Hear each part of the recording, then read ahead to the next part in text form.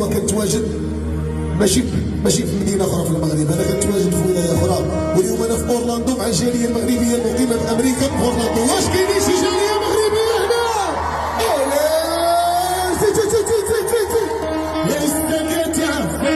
لسه كتعرف